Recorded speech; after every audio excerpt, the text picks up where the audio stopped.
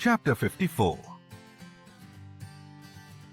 As soon as they were gone, Elizabeth walked out to recover her spirits, or, in other words, to dwell without interruption on those subjects which must deaden them more. Mr. Darcy's behavior astonished and vexed her. "Why, if he came only to be silent, grave, and indifferent," said she, "did he come at all?" She could settle it in no way that gave her pleasure. He could be still amiable, still pleasing to my uncle and aunt when he was in town. And why not to me? If he fears me, why come hither? If he no longer cares for me, why silent? Teasing, teasing man. I will think no more about him. Her resolution was for a short time involuntarily kept by the approach of her sister, who joined her with a cheerful look which showed her better satisfied with their visitors than Elizabeth. "Now," said she, "that this first meeting is over, I feel perfectly easy. I know my own strength, and I shall never be embarrassed again by his coming. I am glad he dines here on Tuesday. It will then be publicly seen that on both sides we meet only as common and indifferent acquaintance." "Yes, very indifferent indeed," said Elizabeth laughingly. "Oh, Jane, take care. My dear Lizzie, you cannot think me so weak as to be in danger now." "I think you are in very great danger of making him as much in love with you as ever." They did not see the gentleman again till Tuesday, and Mrs. Bennet, in the meanwhile, was giving way to all the happy schemes which the good humour and common politeness of Bingley, in half an hour's visit, had revived. On Tuesday, there was a large party assembled at Longbourn, and the two who were most anxiously expected, to the credit of their punctuality as sportsmen, were in very good time. When they repaired to the dining room, Elizabeth eagerly watched to see whether Bingley would take the place which, in all their former parties, had belonged to him by her sister. Her prudent mother, occupied by the same ideas, forbore to invite him to sit by herself. On entering the room, he seemed to hesitate, but Jane happened to look round and happened to smile. It was decided. He placed himself by her. Elizabeth, with a triumphant sensation, looked towards his friend. He bore it with noble indifference, and she would have imagined that Bingley had received his sanction to be happy, had she not seen his eyes likewise turned towards Mr. Darcy, with an expression of half-laughing alarm. His behavior to her sister was such during dinner-time as showed an admiration of her, which, though more guarded than formerly, persuaded Elizabeth that, if left wholly to himself, Jane's happiness and his own would be speedily secured. Though she dared not depend upon the consequence, she yet received pleasure from observing his behavior.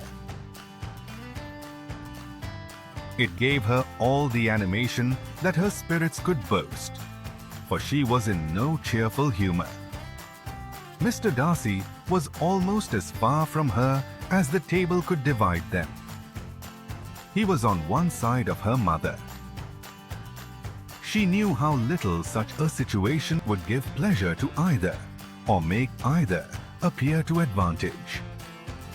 She was not near enough to hear any of their discourse, but she could see how seldom they spoke to each other, and how formal and cold was their manner whenever they did.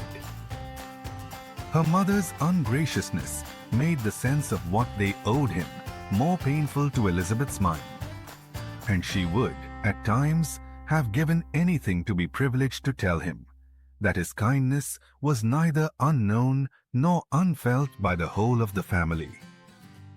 She was in hopes that the evening would afford some opportunity of bringing them together, that the whole of the visit would not pass away without enabling them to enter into something more of conversation than the mere ceremonious salutation attending his entrance.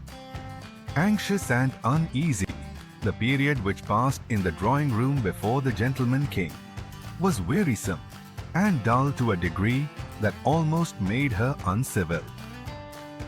She looked forward to their entrance as the point on which all her chance of pleasure for the evening must depend. "If he does not come to me then," said she, "I shall give him up forever." The gentleman came, and she thought he looked as if he would have answered her hopes. But alas! The ladies had crowded round the table, where Miss Bennet was making tea, and Elizabeth pouring out the coffee, in so close a confederacy that there was not a single vacancy near her which would admit of a chair. And on the gentleman's approaching, one of the girls moved closer to her than ever and said in a whisper, "The men shan't come and part us. I am determined. We want none of them, do we?" Darcy had walked away to another part of the room. She followed him with her eyes, envied everyone to whom he spoke, had scarcely patience enough to help anybody to coffee, and then was enraged against herself for being so silly. A man who has once been refused. How could I ever be foolish enough to expect a renewal of his love? Is there one among the sex who would not protest against such a weakness as a second proposal to the same woman? There is no indignity so abhorrent to their feeling. Chapter 55. A few days after this visit, Mr. Bingley called again, and alone. His friend had left him that morning for London, but was to return home in 10 days' time. He sat with them above an hour, and was in remarkably good spirits. Mrs. Bennet invited him to dine with them, but, with many expressions of concern, he confessed himself engaged elsewhere. "Next time you call," said she, "I hope we shall be more lucky." He should be particularly happy at any time, etc., etc., and if she would give him leave, would take an early opportunity of waiting on them. "Can you come tomorrow?" Yes, he had no engagement at all for tomorrow, and her invitation was accepted with alacrity. He came, and in such very good time that the ladies were none of them dressed. In ran Mrs. Bennet to her daughter's room, in her dressing gown, and with her hair half finished, crying out, "My dear Jane, make haste and hurry down. He is come. Mr. Bingley is come. He is indeed. Make haste, make haste. Here, Sarah, come to Miss Bennet this moment, and help her on with her gown.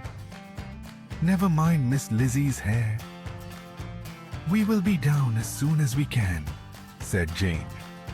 "But I dare say Kitty is forwarder than either of us, for she went upstairs half an hour ago." "Oh, hang Kitty! What has she to do with it? Come, be quick, be quick! Where is your sash, my dear?"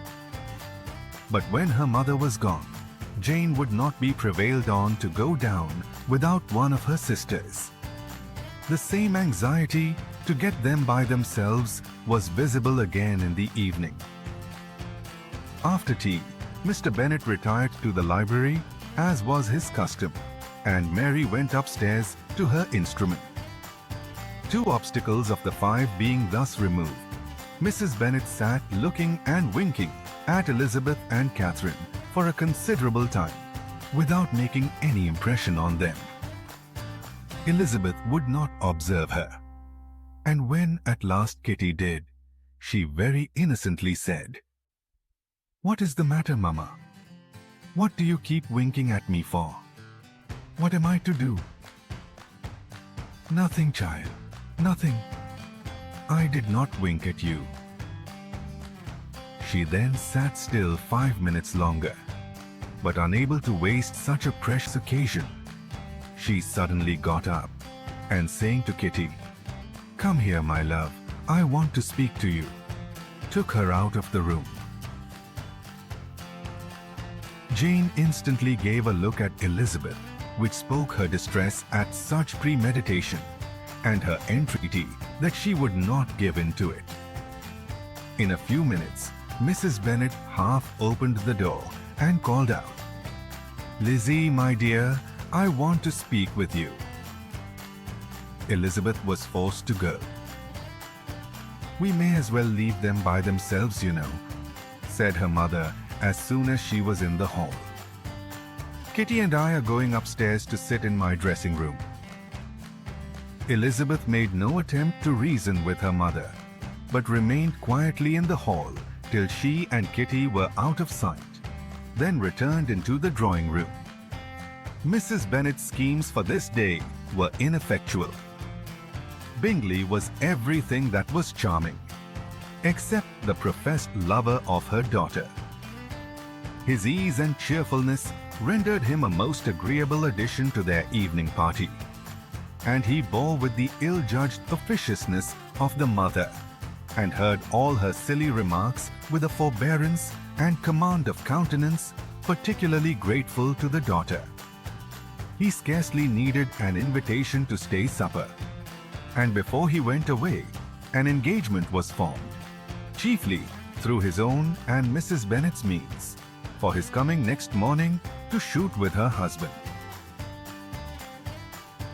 After this day, Jane said no more of her indifference. Not a word passed between the sisters concerning Bingley. But Elizabeth went to bed in the happy belief that all must speedily be concluded, unless Mr. Darcy returned within the stated time. Seriously, however, she felt tolerably persuaded that all this must have taken place with that gentleman's concurrence. Bingley was punctual to his appointment, and he and Mr. Bennet spent the morning together, as had been agreed on. The latter was much more agreeable than his companion expected. There was nothing of presumption or folly in Bingley that could provoke his ridicule or disgust him into silence, and he was more communicative and less eccentric than the other had ever seen him. Bingley, of course, returned with him to dinner, and in the evening, Mrs. Bennet's invention was again at work to get everybody away from him and her daughter. Elizabeth, who had a letter to write, went into the breakfast room for that purpose soon after tea. For as the others were all going to sit down to cards, she could not be wanted to counteract her mother's schemes. But on her returning to the drawing room when her letter was finished, she saw, to her infinite surprise, there was reason to fear that her mother had been too ingenious for her.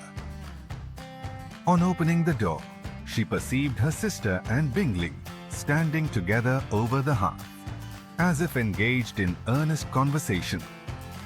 And had this led to no suspicion, the faces of both, as they hastily turned round and moved away from each other, would have told it all. Their situation was awkward enough, but hers, she thought, was still worse. Not a syllable was uttered by either, and Elizabeth was on the point of going away again, when Bingley, who as well as the other had sat down, suddenly rose, and whispering a few words to her sister, ran out of the room. Jane could have no reserves from Elizabeth, where confidence would give